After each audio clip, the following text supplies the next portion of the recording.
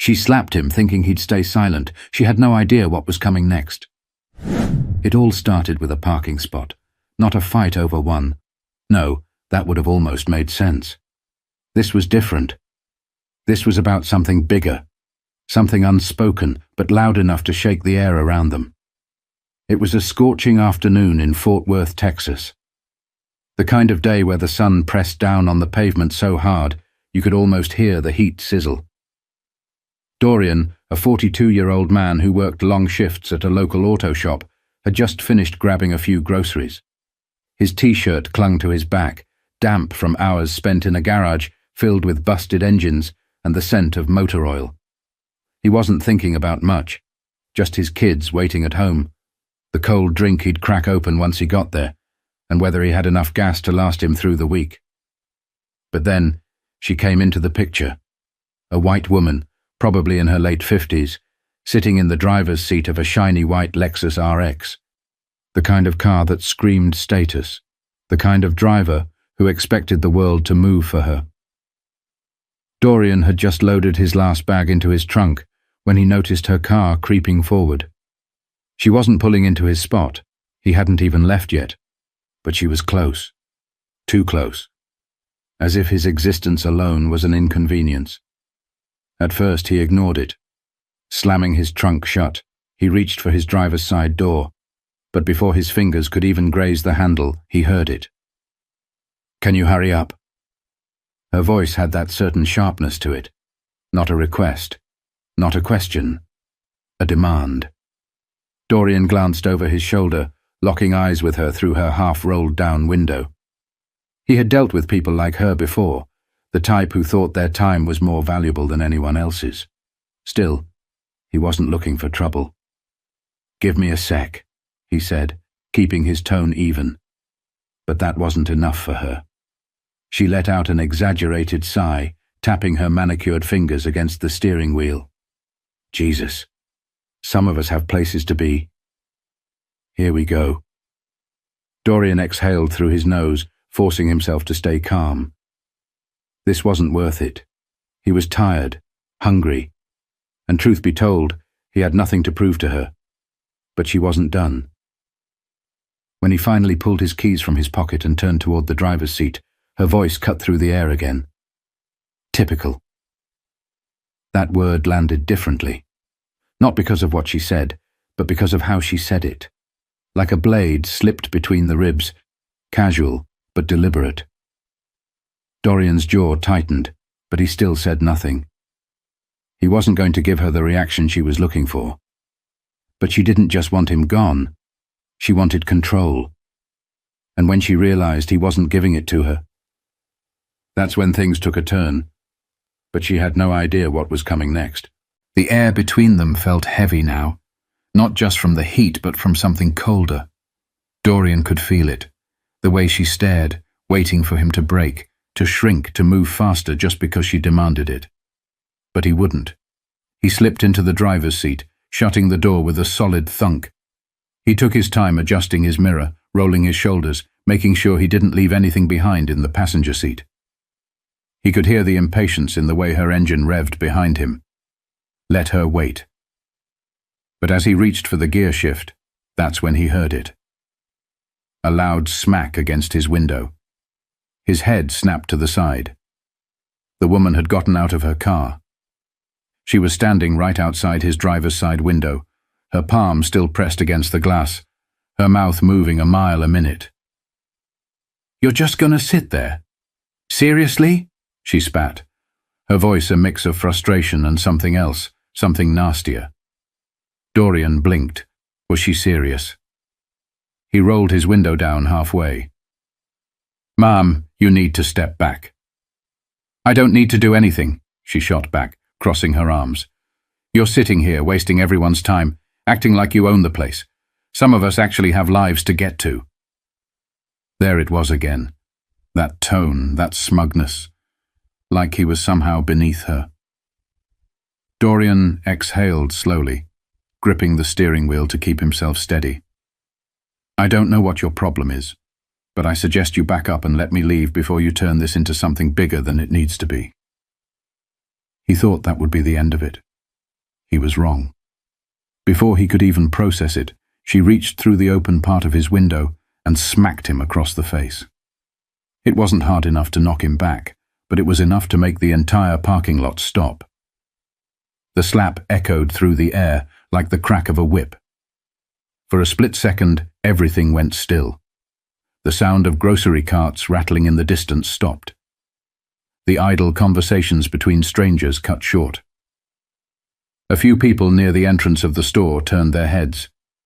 She had just made a mistake. A big one. Dorian's skin stung, but that wasn't what got to him. It was the audacity. The way she hit him without hesitation, without fear, as if she had every right to lay hands on him and expect no consequences. But this wasn't some old movie where she played the fragile victim and he played the silent sufferer. Not today. Dorian's jaw clenched as he slowly pushed his door open, forcing her to step back. The second he stood up, the energy shifted. She had been so comfortable when she thought she held all the power, but now, standing face to face with him, her confidence flickered. Dorian didn't yell. He didn't throw a punch. He didn't have to. He took one step forward, just enough to close the space between them. Enough to make her feel what he felt every time people like her pushed boundaries they had no business crossing. His voice was low when he spoke. Controlled. You just put your hands on me. You want to tell me why? She blinked. The attitude was still there, but something behind her eyes shifted. A flicker of hesitation. She hadn't expected him to hold his ground. You were disrespecting me, she stammered, arms folding tighter across her chest. Taking your time like I wasn't waiting. You should have moved. Dorian huffed a short, humorless laugh. And that gave you the right to hit me? She opened her mouth, then closed it. More people were watching now. Someone was recording. The pressure was shifting. She took a step back, trying to regain control. You're making a scene. Dorian tilted his head. Oh, now it's a scene? Because you got caught? Her lips pressed into a thin line. She wasn't in charge anymore, but she still had no idea just how bad this was about to get. The tables had turned, and she felt it. That false sense of control, the kind that had carried her through life unchecked, was slipping through her fingers. Dorian wasn't backing down. The eyes of the parking lot were on her now. The power she thought she had, gone. She took another step back, the heel of her expensive sandals clicking against the pavement. Her mouth opened like she wanted to double down, to justify what she had just done. But for the first time since this started, she hesitated. Dorian didn't move, didn't blink. He just stood there, letting her sit in the weight of her own actions. I should call the police, she huffed, trying to regain her composure. You're... What? Dorian cut in, his voice calm, almost amused. Intimidating you. Her lips pursed, but she didn't answer. You know what's funny? He shook his head, glancing around at the crowd that had gathered. You put your hands on me in broad daylight, in front of all these people, and now you want to play the victim. Murmurs rippled through the onlookers. People who had been watching quietly were now speaking up. He didn't even touch her, someone muttered. She straight up slapped him for no reason, another person added. A woman in gym clothes holding her phone up chimed in. Ma'am, you're being recorded. Just thought you should know. That did it. Panic flashed in the woman's eyes. Her gaze darted around, taking in the crowd, the cameras, the judgment settling over her like a storm cloud. This wasn't playing out the way she thought it would. You all don't understand what happened, she said, her voice climbing higher. He was being aggressive. Ma'am, the woman with the phone interrupted, her expression flat, unimpressed. We saw the whole thing. Dorian just watched. He didn't have to say another word. She was unraveling on her own. A grocery store employee stepped outside. his bright red polo making him easy to spot. "Is there a problem out here?" The woman spun toward him like she had just found her lifeline. "Yes, this man was harassing me, and I—" "She hit him first," someone called out. "Twice," another voice added. The store employee's brows furrowed. His gaze shifted to Dorian. "Is that true?" Dorian exhaled through his nose, rubbing his jaw where the sting of her slap still lingered. "Yeah," he said simply. "It is." The employee sighed and pulled a walkie-talkie from his belt. "I'm going to have to call the cops." That's when she broke. Her whole body stiffened, her breath hitching. "Wait, no, that's not necessary. Let's not—" "You put your hands on him," the employee said matter-of-factly. "That's assault." "I didn't mean—" she started, but her voice was shaking now. She knew she had lost. Dorian didn't move. He could have said something, could have pressed the issue further. But he didn't need to. The damage was already done. Not to him, to her.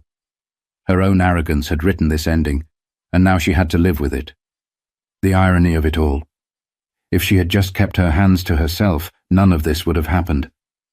And now she was the one begging to make it all go away. But it was too late for that. The silence was deafening. She stood there, eyes darting between the store employee, the people recording, and Dorian, like she was looking for an escape, a way to rewrite what had just happened. But there was no getting out of this. Dorian could see it. The shift. The realization creeping in. All her life she had probably gotten away with things like this. A sharp tongue, a slap here, a shove there. Maybe people looked the other way. Maybe they apologized for existing just to keep the peace. Maybe they let her win because it was easier than dealing with the storm she would cause. Not today. The store employee spoke into his walkie-talkie, calling for security. Someone inside had already dialed 911. A few people in the crowd murmured to each other, some shaking their heads, others just staring. And then, she did what they always do when they realize they're out of options. She changed the story. "Listen," she started, voice softer now, careful. "This is all just a misunderstanding." Dorian smirked. "Oh, now it's a misunderstanding." She swallowed hard. "I didn't mean to. I just got overwhelmed. It's been a rough day and—" "That's funny." Dorian crossed his arms. "I had a rough day too. You don't see me hitting strangers." Her lips parted like she had something else to say, but she stopped herself. Because what could she say? What excuse could she give that would erase the fact that she had stepped out of her car, walked up to a man minding his business, and slapped him, simply because she thought she could? The sirens weren't far now, the distinct wail of law enforcement approaching. The shift was complete. The fear she had wanted him to feel, the submission she had tried to force out of him, it was now hers to carry. "You don't have to do this," she whispered, voice barely audible over the distant wail of sirens. Dorian stared at her for a long moment. This was the part where she expected mercy. He had seen it before. They play tough until they realize there are consequences. Then, suddenly, they soften. Their voices drop. They lean into the same system they swore didn't exist when it wasn't working in their favor. And for a second, just a second, Dorian thought about letting it go. But then he remembered every time people like him had been told to let it go. Every time someone had been disrespected, humiliated, or worse, just to be told later, "It's not worth it." Every time they were expected to forgive when no one else had to. And in that moment, Dorian knew. This wasn't just about him anymore. So he shook his head. "No, you don't have to do this." And with that, he stepped back, letting justice take its course. But the lesson she had just learned, that was something she'd have to live with for the rest of her life. The flashing red and blue lights painted the parking lot in streaks of color. It was over. The officers stepped out of their cruisers, hands resting on their belts, scanning the crowd. The woman, whose confidence had carried her through this entire ordeal, was suddenly small. Dorian didn't have to say much. The videos, the witnesses, the store employee, they spoke for him. One of the officers approached him first. "Sir, are you hurt?" Dorian rubbed his jaw absent-mindedly, where her hand had left its sting minutes ago. "I'm good," he said, "but she put her hands on me." The officer nodded. "We got multiple calls, several witnesses confirmed." He glanced over his shoulder at the woman, who was now visibly shaking, arms wrapped around herself. "We'll take it from here." Her head shot up. Panic. "Wait," she blurted. I didn't mean—" But this time no one cared. The officers walked her to the side, started asking questions, started gathering statements. The woman who once felt untouchable was now answering to a system she had probably assumed was always on her side. Dorian stood there, watching. Not gloating, not celebrating, just existing. And for the first time that day, that was enough. The crowd began to break apart, but a few people lingered. The woman in the gym clothes, the one who had been recording, walked up to Dorian. "You okay?" He exhaled, feeling the weight of it all, but nodded. "Yeah, just tired." She gave him a small nod, lowering her phone. "I got the whole thing. If you need the footage, let me know." He gave a half smile. "Appreciate it." Another voice chimed in, a man in his late 50s standing by his truck. "Been a long time coming," the man muttered, shaking his head. "People like her, they get away with it too often." Dorian didn't respond. He didn't need to, because not this time. By the time he pulled out of the parking lot, he could still see her in his rearview mirror, shoulders slumped, reality sinking in. She had walked into this day thinking she could do whatever she wanted. She had walked out of it learning a lesson she'd never forget. And the best part? Dorian didn't have to lift a finger to teach it. Entitlement is a powerful drug. Some people go their whole lives never having to face the consequences of their actions. But sooner or later, the world holds up a mirror. And when that moment comes, some people see themselves for the first time, and they don't like what's staring back. For too long, people like Dorian have been expected to stay silent, to take it, to keep moving because it's not worth the trouble. But standing up for yourself doesn't always mean fighting back. Sometimes it just means standing still, long enough for the truth to catch up. What do you think? Should Dorian have let it go, or did she get exactly what she deserved? Let me know in the comments. And if you've ever witnessed something like this, tell your story. Because sometimes, the only thing more powerful than speaking up is refusing to stay silent.